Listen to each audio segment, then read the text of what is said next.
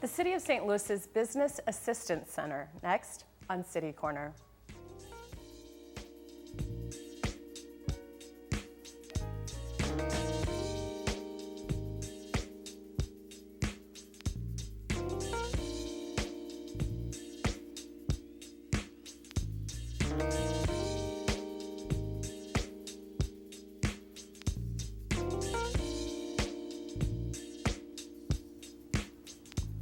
Hi, I'm Sarah Thompson, and welcome to City Corner. If you're thinking about starting a business in the city of St. Louis, or perhaps you are already a business owner but thinking about expanding your business, the first place you should start with is the Business Assistance Center, and we're going to learn more about what they do today on today's program. I'm joined by Paul Beckerle. He is the director of the City of St. Louis's Business Assistance Center. Thank you for taking time out to be here. My pleasure. So, business, it's obviously what makes the economy work, business and labor, and people need to do the right steps, to follow the right steps when they're starting a business. They should contact you when? First? At the very beginning, Okay. the very, very beginning. We're part of what's called the St. Louis Development Corporation. And we're a not-for-profit corporation that was set up years ago by former Mayor Vincent Shamel. And we're the development arm for the city. So our whole purpose is to grow jobs in the city of St. Louis. The St. Louis Development Corporation is kind of a large and diverse organization. We've got LRA. Unfortunately, we are the largest real estate holder in terms of numbers of parcels of land in the state of Missouri. And what people don't realize about LRA is that these aren't properties that we want. These are properties that have gone through the tax sale and no one else wanted them. So LRA collects those, and then we sometimes have an opportunity to attract developers because we own large tracts of land, and when some of these older buildings have to be demolished and stuff. But that's one. We own and control the port of the city of St. Louis.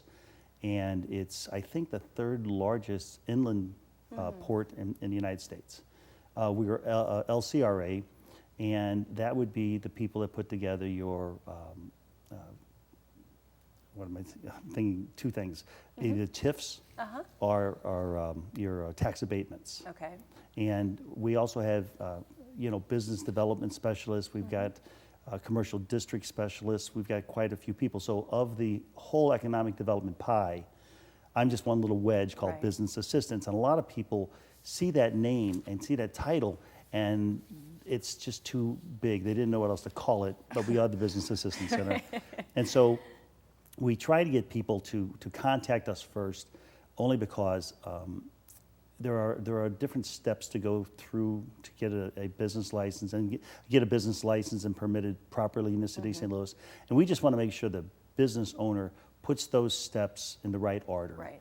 And I'll give you an example. Yeah. One of the biggest questions is, what is that property zoned? What is it zoned properly to do? And more times than I would like, unfortunately, the individual has to go through a zoning hearing, be it a condition use hearing or a Board of Adjustment hearing. And because of that, that causes delays. Well, if you come to us and you've already signed a lease, you're paying for money, and all of a sudden you have to wait 3 or 4 weeks before you even get before the zoning people, and that's unnecessary. So we try to counsel people to, call us first, and we'll put the steps in the right order for you. And the other thing we also often counsel people to do is that to make sure that if you sign the lease, make sure there's some kind of kick-out clause in that lease, just in case you're not capable of getting all the necessary license and permits. Therefore, you don't get stuck with the lease that you can't use. So that's just a couple examples of why it's important to call us first. And frequently, we might not be the office they need, but we will know where they need to go, and we will give them good, sage advice on how to handle it. So, in terms of steps to get, steps to go through. So let's say I have an idea for a business. I'm in the city of St. Louis. I'm a resident, or going to open my business in the city, and we could just throw out the idea for today if it's a retail, let's say. So I have this idea. I want to open some kind of retail shop. Do I talk to my bank first, my accountant first, or no? I first call you with this idea and say, help me out. What are the steps I need to go through? And you open a file? Well, yes and no. Okay. An individual could very well come to us, and after speaking to that individual, it's pretty obvious to us that they're not ready. Okay. They have great hopes and dreams, but they're not quite ready to do that. There are programs locally that will help hone those skills they need. So we frequently will tell them where those classes are at and give them the information so they can go out and take these courses. And it could be as simple as how to put together a business plan, those types of things. I frequently think people come in and they're undercapitalized. They don't have enough money in the bank to, once they get up and operating, they're full of sugar plum fairies, like, oh, I'm going to have business come in the door the first day. Right. Well, what if you don't? And so you have to be ready for the slow start, just on the off chance. It is going to be a slow start. So it really depends on the individual and where they're at. We'll frequently say, if they call in and say, well, listen, I've got a lease, then it's a matter of, okay, well, bring a copy of the lease with you because we're going to need that in order to go forward. And then, or we'll tell people, did you sign a lease? And they say, well, no. I say, okay, well, call this number. It's the zoning office. Tell them what you're going to do. Tell them the exact address you're going to do it at, and ask if there's going to be any hearings involved. And then we also tell them that, you know, if there's going to be a hearing involved, it never hurts to try to get a letter of support from the local elected official or the neighborhood association or the business association in that area. That always helps, makes the program go a lot faster, a lot smoother. Got it. So in zoning, I mean, if they have a hearing, it's going to be either a conditional use hearing or a Board of Adjustment hearing. And as I said, each one of those is going to be, there's going to be a delay. It could be 3 or 4 weeks. And it seems silly for you to be, you know, paying on the lease and you're not even out of the gates yet. Right. So let's assume for a minute that zoning's not an issue. Yeah. So let's. Or that we've gone through zoning and it's done. Okay. So then it's the occupancy permit process. Okay. And this is a way for not just St. Louis, but all cities to make sure the building stock is continually upgraded as these years go on. So if you occupy a business and leave, the city has an opportunity to go in and inspect that space for obvious deficiencies, be it mechanical, electrical, plumbing, whatever it is. On occasion, we will have a business that was family owned that was never given an occupancy permit because it existed before occupancy permits existed. And occasionally that happens, usually on the Hill. Okay. It goes from father to son, from father to son, and so every once in a while we get one of those. It's kind of fun. It's kind of a novelty to get one like that. But basically you have to pay for an inspection. Okay. And if it's 3,500 square feet or below, it's $80. And it's above that, it's $160. And then we'll schedule the inspectors to go out and do the inspections, usually within 3 or 4 working days. And then whatever violations you have, there are 2 categories, minor and major. If they're major categories, those have to be totally fixed before you can occupy. Okay. If they're minor, then those, we let you occupy it and you can catch up with those as you know, you're getting your business up and going. So those are real small ones. So then the occupancy permit, the last thing in line and the easiest thing is the business license. It's your license. Yeah. Seems right. Yeah, so once you get through zoning. Crucial, but you're saying Right, the absolutely. easiest, yeah. And a lot of people get confused about our licensing in the city of St. Louis. There's technically only one license in the city of St. Louis. It's called the GBL, the Graduated Business License. And it's a license based on the number of employees that you have. So typically, if it's 2 or fewer, it's $200. And then from 3 to 5, it goes up, and it goes up all the way up to, I don't know, 500 plus. Okay. So it depends on the number of employees, and that's an annual license that you can get. But I mean, that's, as I said, that's the last step in the process. And so are you, when people who go through those 3 steps and they're cleared with the bank, they've got the money, the business plan, they're in the process of executing it, are you essentially sort of managing that case? Can they call in and check in with you? Oh, we do. With their specialist? Absolutely. They're by this time, they know their specialist very well. A file is started, and we counsel them continuously. You got any questions, don't come to City Hall, call first. Call first. Because we don't want you coming down with almost everything you need, because that means it's a 2 trip to City Hall. And it gets to be a real pain for somebody. We don't want it to be that way at all. We want it to be smooth. And sometimes, unfortunately, getting back to zoning, sometimes the answer is no. That business is not going to be allowed to occupy that space? So the answer is no. I see. So we would much rather give them the hard answer no early on in the process, not later on in the process, because if it's no there, then the owner of the potential business now kind of gets his mind wrapped around, or her mind wrapped around, what area of the cities or what areas am I going to be more likely, be it heavy industrial or something like that. So sometimes the answer is no at certain locations, and people have to come to understand that. And one I do want to mention too is because we see this continuing to grow, which is people working from their home. Just because there's just a whole sector of small businesses or independent one-person sole proprietor businesses. How does that work? Much the same way, but we call it in-home business licenses, and basically, you call us first, and then we will make sure it's usually zoned a single family. And then there's going to be a hearing for that one. It's going to be posted, and bottom line is that 99 times out of 100, we just ask the 3 questions. Are you going to have any additional vehicular traffic, any additional pedestrian traffic, or any signage? And if the answer is no to all 3, it's usually no problem at all basically getting a business license to work out of your home, because from your neighbor's perspective, nothing's changed. Right. Now, if it's going to change because you're going to have truck delivery, or if it's going to change because people are dropping off things or children at your house a lot, that could impact the neighborhood, and you're definitely going to get some pushback from residents over that one. No, that's an important one to know, just because it continues to be a growing sector Oh, it sure of does. business. Well, I think you've emphasized correctly that you're the first step and people should call. And so we've got that information there for you on the screen to reach out to the Business Assistance Center. Their number is 314-622-4120, or via email. You can email BAC, which stands for the Business Assistance Center, BAC at stlouis-mo.gov. There's the website as well, and just learn about all the steps that you need to take if you're going to start a business in the city of St. Louis. The address is actually on the next graphic that we have. And as Paul mentioned, don't necessarily start by visiting City Hall. Call the number first, but in case you do want that information, it's right there for you.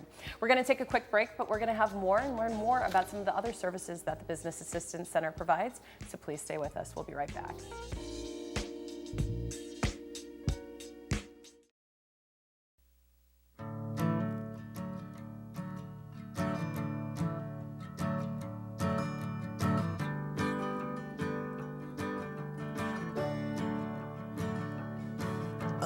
Listen now, can you hear the bluebirds?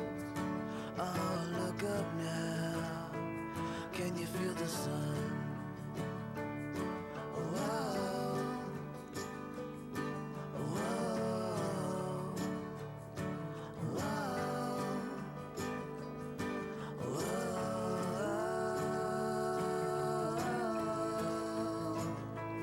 Can you feel the sun?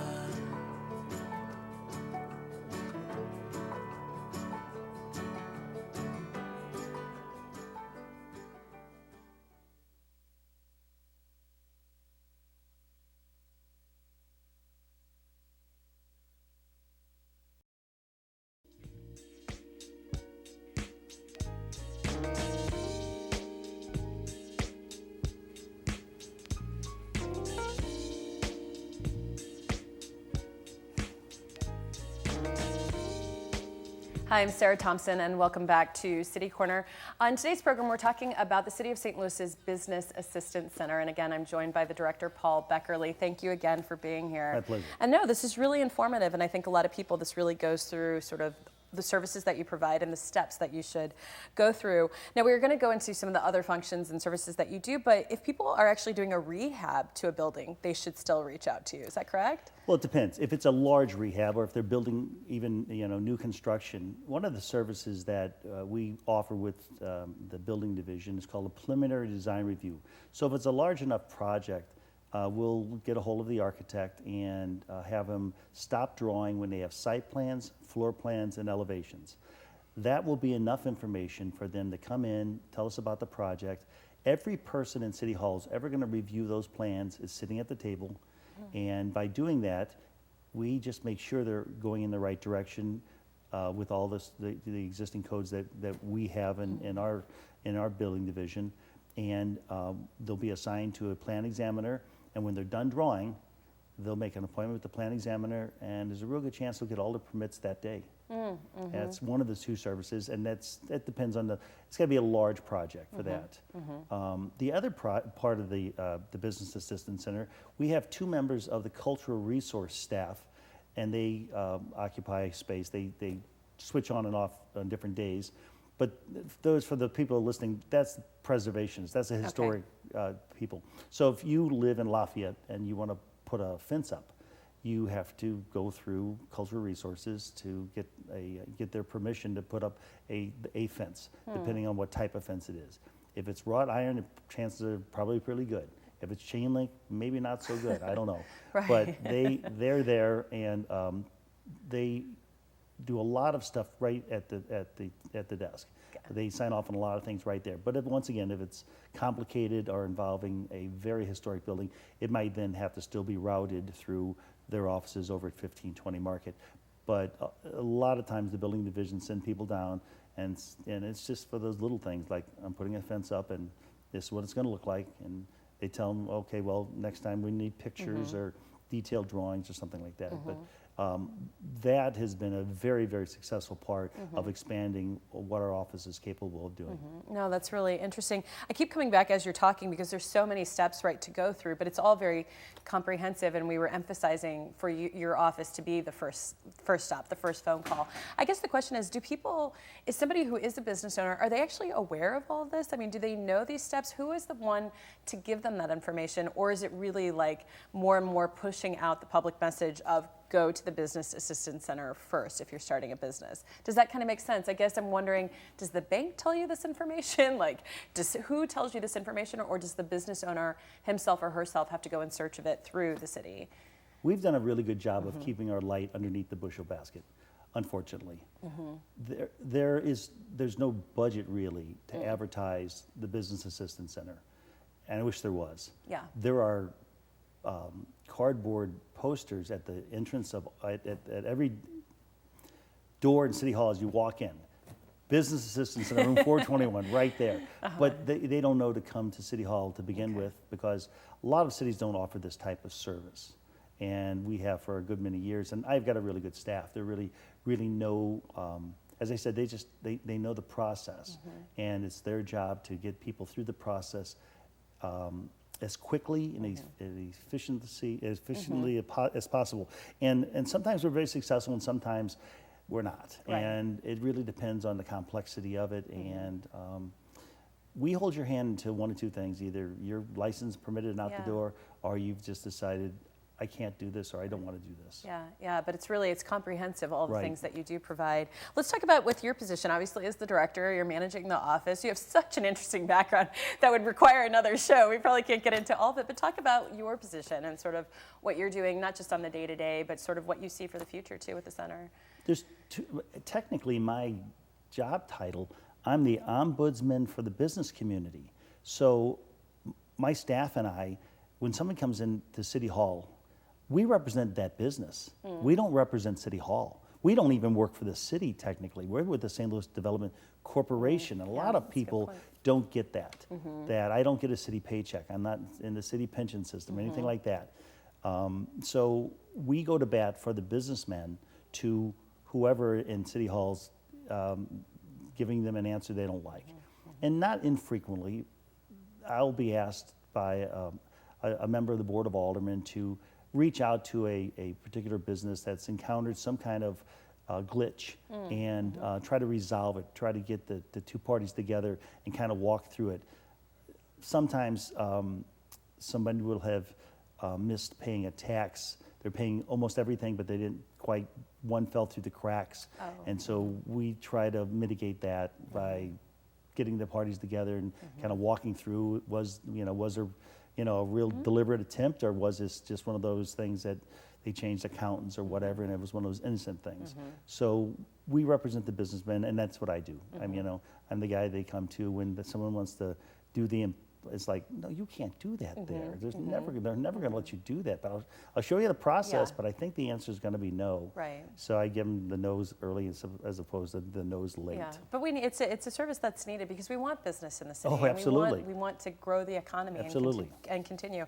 I was looking at the 2017, for the St. Louis Development Corporation, the 2017 report to the region. And so it looks like last year you had, and you can kind of go through these numbers with me, it says 624 clients served. That's just actually on the record. You obviously do more, Right. but maybe you can comment on these 424 graduated business licenses and 416 occupancy permits. So is that's a good year? Is that in your opinion, is that how you sort of measure? Is that a good year? Or is and that number's growing every year. But that 629, that is not reflective of the numbers of people that we encounter. Oh, sure. Because those are the people that we actually open a file on, okay? And that's why that number and the occupancy permit number is so close, and the business license is pretty close, because those are the people that we actually sit down with. We believe they're certainly capable of owning and operating this type of business, and we've helped them get through the zoning, the occupancy permit process, the business license, and all that stuff. That's great. Yeah. I know I want to be sure while we have time in the show to talk about business incubators. So let's talk about that. Give me some more information on that. Yeah, we've working with Frank Oswald, the building commissioner, who does a fantastic job. Frank and his gang over there, they really do a good job. When the incubators first came about, they posed a problem for the city, because every time a business leaves and another business moves in, that should trigger the occupancy permit process, where inspectors have to go and inspect that space. Okay. What we learned, incubators fell into two categories. I'll call them the very complicated manufacturing types, and then just the typical office types. Okay. You might have an incubator that has wet labs, and it's really important for the city, from a fire safety perspective, to know what they're mixing in there, that type of thing. So those are treated differently. So every time one of those comes and goes, which is not very often, we have to re-inspect that space. On the other side, we've got the people that just usually have a telephone and share a copying machine, and basically they're on the phone and they're shuffling paper around. Picture a 10-story building, and it's got 100 different suites that get rented. What we do now is we inspect that building once a year, period. No matter how many times someone moves in a suite or out of a suite or moves to a larger suite. So those 100 can be reconfigured all they want all year round, which really helps the incubator be more fluid. And then we inspect the building one time annually. So there's life safety issues that are resolved, and also gives them the flexibility to move people in and out more freely. Do you feel in your position just the changes in businesses that just naturally happen over time, obviously with technology, the types of businesses, that you have to adjust the work that you're doing on an ongoing basis? No doubt, because our zoning codes are very, very old and need updating. And there have been and continue to be challenges with different types of businesses meeting older codes. I'll give you an example of one that's really unfortunate. At one point in time, years and years and years ago in our history, we had a problem with bathhouses. They were not used for legitimate purposes, for all intents and purposes, for this argument. Now, all of a sudden, we've got Massage Luxe. We've got all these upscale massage establishments, but the code and the zoning codes and the building codes treat them as a the wrong type of business, and that's been a real problem, because they're legitimate, they're wonderfully done, and to have these old laws that were drafted to address a problem that happened decades ago, today, it's very unfortunate. And so we've had to be very careful as to not offend people who want to own and operate a very legitimate business, and apply terribly old laws. Yeah, and that's going to be just ongoing. I mean, that's just kind of what I think we're even going With through every at old a- city, it's the yeah. same thing. I'm sure all the old cities have endured these types of. They're good. They're called growing pains, and as long as we're growing, it's a little painful. Okay, we can live with that. It's that you want to have growing pains. I mean, is it something that you feel can change? Like, I mean, that's kind of a loaded question. I mean, but is it something that you feel like, even in your position, that over time that you'll get there? I mean, Well, sure. It's just a give and Sure. take. It'll be one day at a time, one job at a time in many ways, but sure, we'll get there. It'll never be perfect though. Is there anything else today that you wanted to add about the center, what people should? I mean, we've covered a lot, but is there anything else that we just haven't mentioned that you want people to know?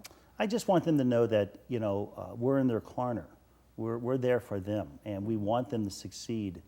And a lot of people have a lot of dreams, and that's the great beginning of what could be a wonderful business. They need to be realistic about it. They need to not jump out the window before they look. There are a lot of pitfalls out there. Frequently, someone comes in with a great idea. They're terribly undercapitalized. They don't have enough money in the bank to really sustain themselves. And a lot of people come in with absolutely no business experience at all. And they want to start a business, which is wonderful. But they need to step back and take some courses and get their mind wrapped around what does it take to actually own and operate a business. It's not a matter of just having a good idea. You have to bring to the table some skill. And that's, you don't want to dampen their enthusiasm, but you want to give them a place to go where they can either take the course and come out saying, yes, I can do this, or I'm not quite ready to do this. That would be a beautiful first step. And then let us worry about the practical stuff. Let us worry about all the different hurdles you have to go over to get a business up and operating in the city of St. Louis. And people have to come to realize that it's, from my perspective, in government, the answer should be always yes, unless we absolutely have to say no. So by having that attitude, we put the benefit of the doubt on them. We give them the benefit of the doubt. We want to be able to say yes, but for public safety reasons, we can't say yes. Or because of disruption in the neighborhood, we can't say yes. So we want to have that attitude. It's always going to be yes unless it absolutely has to be no. And if we keep that attitude, I think they'll like us. Well, thank you so much for being here. This has really been very informative, so thank you so My much. pleasure. And for you at home, we've got some information for you to reach out to the Business Assistance Center.